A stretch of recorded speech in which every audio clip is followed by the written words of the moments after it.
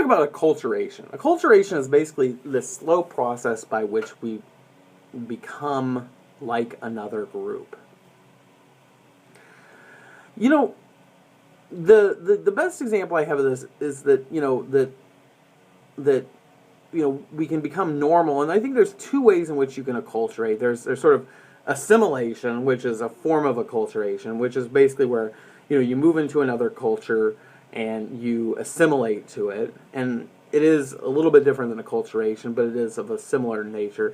And the idea of that is, for example, if you go and you were to move to a foreign country, you would eventually adapt some of their customs, some of their beliefs. If you hang out with people who are liberal, you will become more liberal. If you hang out with people who are conservative, you'll become more conservative. It just is kind of a natural inclination that you tend to, sort of assimilate to the group you're in. An example of this is, that they find that people who immigrate from other countries will come to the United States, and that when they first get here, they'll oftentimes maintain their old dietary habits. But after a few years of living in the United States, many of them will end up developing eating habits that are very American.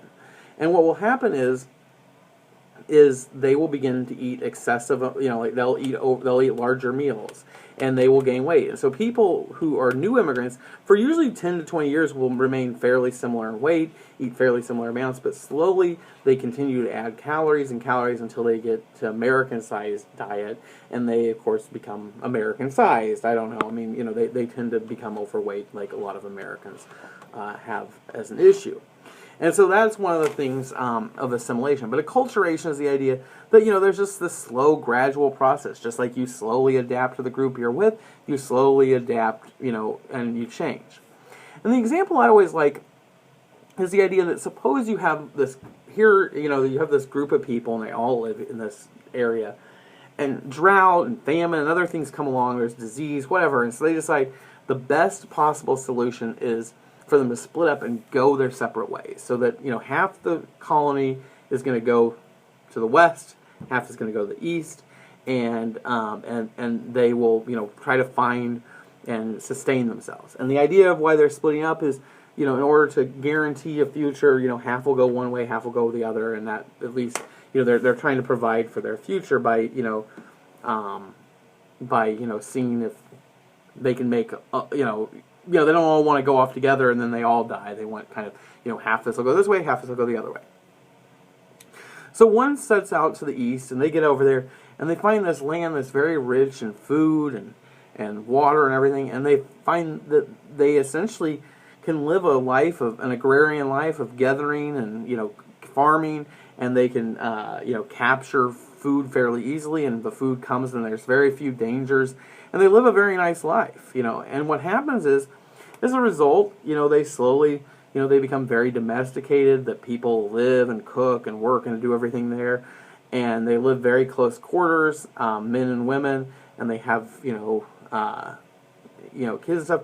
And so what happens is this becomes a culture in which, because of the fact the men are always there, they are part of the home life. They help with the child rearing. The women help in the fields and help with that. And so it becomes a very, domesticated, men and women, gender roles are very similar.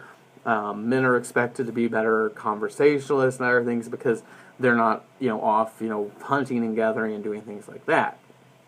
The other one, on the other hand, goes over to the west, and they find that it's not as plentiful. There's plenty of game and there's food to be had, but it requires hunting, and it requires long hunting trips, and the men have to go out and do it for long periods. The reason the men do it is traditionally just, perhaps a gender bias of history, but it's also the case that the men are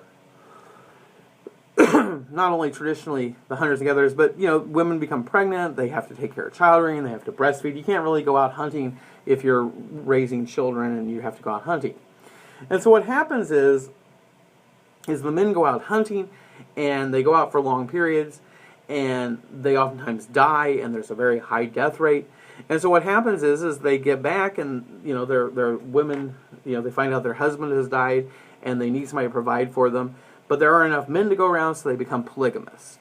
Okay, and they become polygamists, and they have multiple husbands. They have multiple, they have multiple wives. The men do. But at the same time, the men who are the most apt to get wives and the most sought after are the ones that are the most macho, the ones who maybe maybe they're not great conversationalists, maybe they're not all that funny, but they are strong and big and they can bring back lots of game and they're going to survive out there in the wilderness hunting, and those are the men that the women want. And so what happens is that, we get this divide where, on the people who go to the East become very domesticated, male-female roles very different. The West becomes very gender-specific, and they begin to practice polygamy, and they get very specific gender roles, and, so on and so forth.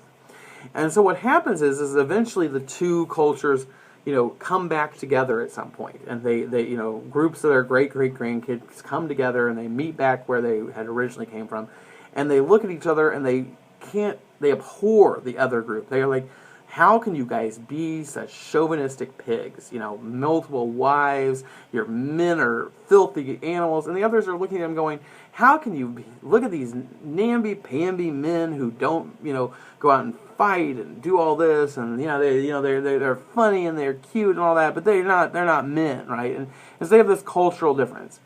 And so what the idea here is that's essentially where these ethical differences grow. Is they're not something that come across, and essentially it's a factor of time and space, and they slowly develop, and that morality is ultimately just a factor of that.